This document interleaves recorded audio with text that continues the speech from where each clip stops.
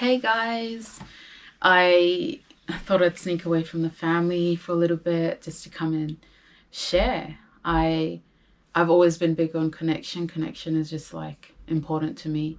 Because it's important to the Lord. Intimacy is important to the Lord, um and so now that you know that our heart behind the channel, it just made sense that we came and shared who we are. I don't know if Moses will do that, so I'll come and share who I am. Little backstory. So I was born in Tonga, in Vava'o, Tonga, 91, born in this little island, this little snotty-nosed island kid. And so I grew up most of my life knowing the basics of Christianity, of like, the Sabbath, and, show reverence and fear towards the Lord, and just all this, like, just the basic religious life. And Tonga, like, I didn't realize, but just even knowing Christ now, he showed me a lot about my heritage and my inheritance. Even like sometimes I'd walk around and I'd be in tears because I know, oh man, I didn't expect to cry, but I know how much heritage means to the Lord, and I know how much he loves like my people, and he loves all people, but Tonga became very real to me, like moving away from Tonga, like when I was about 7. You can say I kind of got whitewashed. I don't know if that's offensive, but that was the case. Like we had adjusted into the Western world, and the way that we did it as Tongans wasn't popular when we moved to New Zealand. And it was like, this isn't Tonga. Like this is what people would say. This isn't Tonga. You can't do what you used to do in Tonga here in New Zealand. And so we kind of had no choice but to kind of, I don't know, do it how the Western world does it. And so and then so I kind of like grew away from like my culture and my heritage growing up, and kind of followed the ways of like, my Balinese friends and just people influence around me, because it wasn't popular to be who I was. Anyways, we'll get back into that maybe in another video, or I'll carry on to it next time. But yeah, so I was this little snotty-nosed island girl, born in Tonga, moved to New Zealand, was brought up in New Zealand, before moved here in 2012. But New Zealand was, I love New Zealand. But grew up in the Sautata church since I was a kid. Sautata is Te Asi Wesleyana Tautaina Tonga, which in English term, it's like a Wesleyan church, or if you don't know what a Wesleyan church is, like a Methodist kind of church. So I grew up knowing all, the ways, and memorizing scriptures and all that stuff. Like, and that was pretty much what we were taught. Like, grow up, be a good kid, and you'll be fine. Attend church and be a good kid. Like, that was your way up in the world. Like, we were, and so, anyways, grew up in that, like my whole life, fell away from the faith around 14, 15, getting into like, relationships and stuff at such a young age, because my friends were doing it. Like, I'm not blaming anything on them, but it was the influence that I had around me was like, oh, you're not cool unless you're doing what we're doing. And so, got into like all sorts of trouble, like kicked out of school, like tried running away with my boyfriend once, arrested a couple times. I can't remember what for. But just mess, just so lost in the world. I didn't know who I was. I was searching and looking to fulfill this void and this thing that felt empty every single time. There were weekends where I would drink, not even weekends, like weeks, where I would drink myself to sleep, because it was like there was no other way. That was the only way to fill this void and be happy for a second, or be confident for a second, and go outside of who I thought I was and be this completely person. And I like this drunk girl. I like this confident girl. Like, and then every time, the buzz would wear off, like it would just be like, oh, I'm just this basic girl again. And so I was just really lost in the world, teenage years. And I had pursued a career in hairdressing when I got kicked out of school, and a lot of the girls that I was hanging out with were much older than me. And so the influences that they had on me was like, okay, this is party, get drunk like every weekend and repeat, waste your money on stuff that, doesn't even last or not even worth it. And so, yeah, that was my life. And then 2009, when I was 19, I had met Moses, and Moses and I had met at my friend's housewarming party, and I didn't even know he was a church guy at that time, but yeah, we met, and not long after that, we fell pregnant. I fell pregnant, and yeah, and then we went and told our families, and there was just different reactions, like yeah, and then we both agreed that that was the best decision, that we would actually get married, although we were like really young and didn't really know what our future looked like.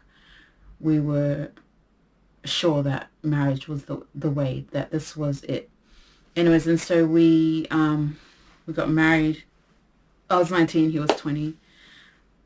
Moved in together, like didn't even know like a lot of stuff about each other. It was the weirdest thing ever. And so, a lot of people will date a few months before they get a few months, years, whatever, get to know each other until you get married. But honestly, I feel like you only really know each other when you're married.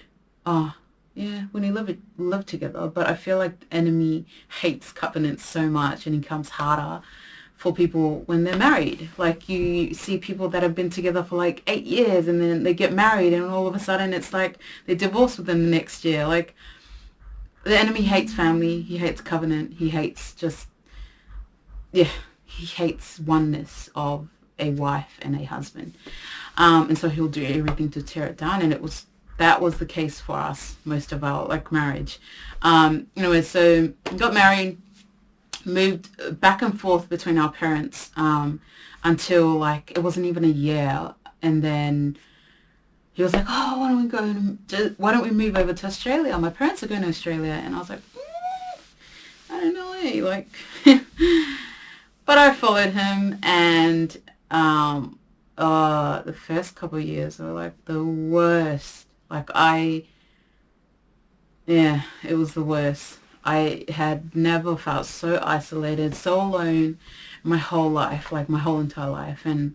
But that was the case. Like, we moved here. I had my baby at 20, my first one, and she was with me in New Zealand while Moses moved here to find work and stuff.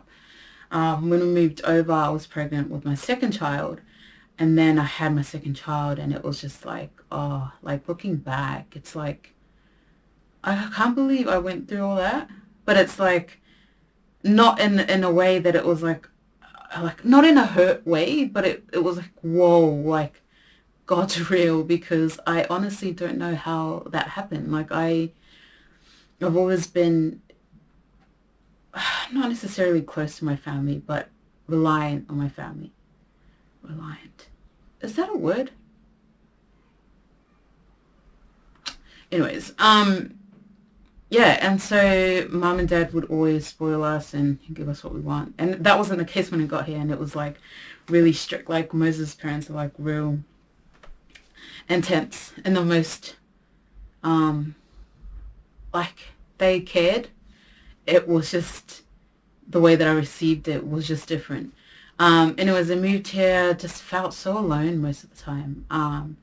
And out of like, there was a lot of hurt that happened moving here, and with close people, that I started hurting people. Like, it was this domino effect of like, you hurt me, I'm gonna hurt the next person that comes close to me.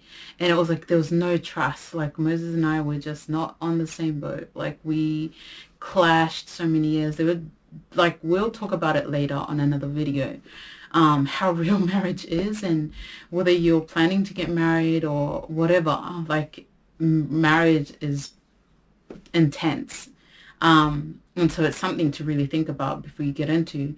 But I wouldn't change a thing. I think looking back now, I know that we were meant to. I feel like I've grown more through those trials and those hard times. I've been really thankful for my kids because I've seen just a different facet of the father through them, and the way that they've even taught me as their mother. Yeah, anyways, I like my journey here in Australia was probably, in the beginning, was really bad. Like I feel like I like I said in my other video, I feel like even when I fell away from the faith, I had always believed that there was a God. I just knew that, like, knew in my heart that there was more to him than attending church, and there was more to him than what I grew up knowing to be the right way of Christianity. And so, yeah, so when we moved here, like I had no family. I only had Moses' family, and even then it was just the worst. Like I felt so alone most days, and there were even times where I got suicidal. Like I wanted to kill myself because it got so intense. And I didn't know then, but looking back now, I had like postnatal depression and was going through this like whole identity crisis of like, oh God, who am I? What is my purpose here? What am I doing in Australia? And it was just like nights of like crying and just like and Moses, like you know, he'd take me to church and stuff, but like I don't know, I didn't see God being good by the people that I was surrounded with. Like I didn't see his goodness in the way that he was portrayed by certain Christians. And I'm not saying that, you know, they were bad people. I'm saying that like what I was looking at was more to man than I was to God himself. And to yeah, anyways. And so like I said, I had this encounter with the Lord in my bedroom, and changed my life. Not completely. I feel like there was still hurt and unforgiveness and bitterness and all this icky yucky stuff that I was carrying around from not even just the people that were in my life at that time. I feel like it would have been stuff like from beforehand. And anyways, didn't really know how to heal or what that even looked like. And then we moved churches, like we said, our testimony of like finding the right church, finding the right people, finding the right family. We went on this journey, and it was just beautiful. Like I started getting to know God as a person, and as my best friend, and as my savior. And it like changed my life. I feel like even now looking back, like I don't know, like I sometimes pinch myself. I'm like, how did I survive without you all those years? Oh, I'm gonna cry. Oh, he's so good. He's so good, and he's so real. And yeah, and he's like the best thing ever to have happened in my life. And if you're watching this, like there was a time when I had my babies where I felt like my identity was stripped from me.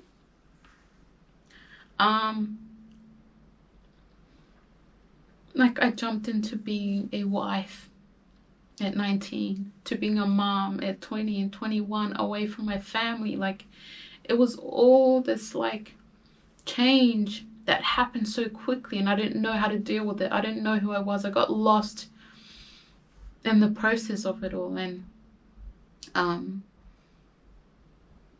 remember crying out to God one day, and I'm like, who am I? Like, I'm not just a mom. Although I love being a mom, that's not it for me. Although I love being a wife, that's not it for me.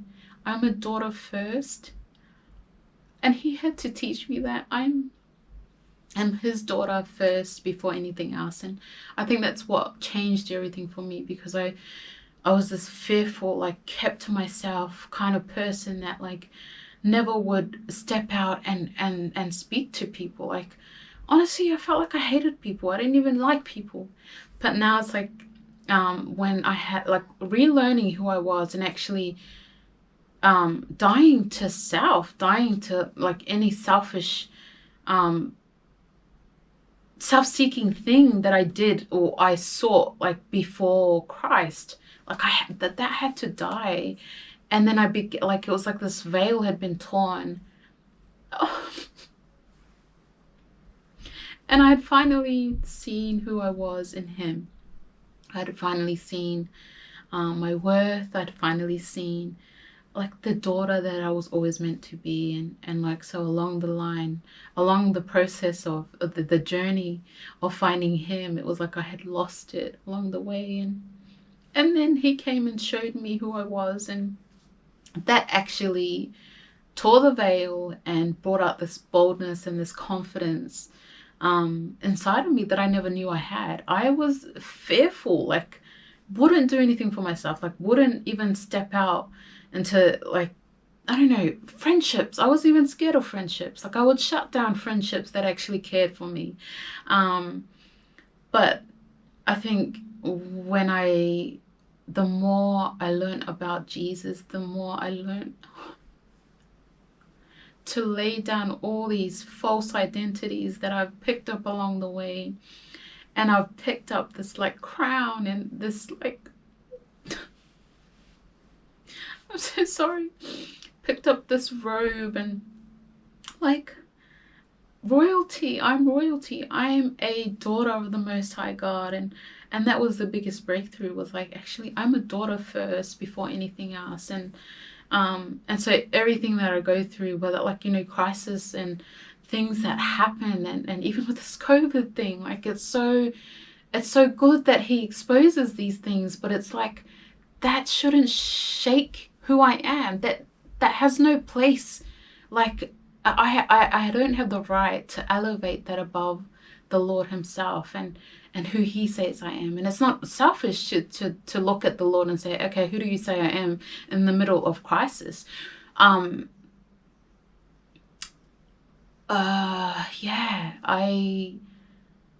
then just, there's so much to talk about, especially just like with the journey and all that stuff. But I wanted to come on and just encourage someone. Like, my testimony, like, I was the last person, even up to now, my family are like, what?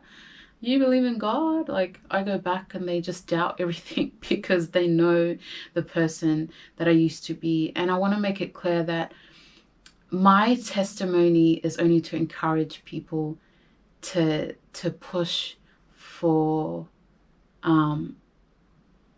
Jesus, and for Jesus to really plant the seed of, like, of righteousness and knowing who you are, and so that Jesus could be fulfilled in your life. I didn't get that revelation until, like, years later, but he's never far. Like I said, I was probably the last person that anyone thought would come to Jesus or have this, to be this, like, family members come at me and they're like, oh, you know, you think you're this holy person. I don't think that. I just know Jesus. It's not about me being better than anyone. I'm not, like, you know, holier than you or whatever it is. That's not what it is. It's like, I've been looking for this person my whole life. I've been trying to find who I am my whole life, and it had nothing to do with me. And now, where I'm standing now, it's like everything has to do with Jesus. It has to do with the Lord himself. Like, and I think that's what Christianity is about, dying to yourself and being alive in him. And being alive in him means that, like, you're not, you rid of anything that speaks, that elevates self higher than the Lord.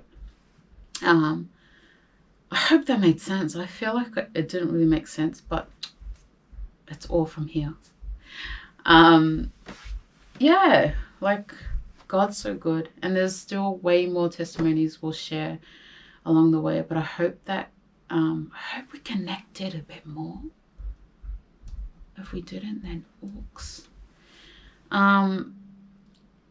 Yeah, better go find my family. But bless you guys. If you have any questions, prayer requests, whatever it is, message me. And thank you for those who have subscribed so far. Yeah, love you guys.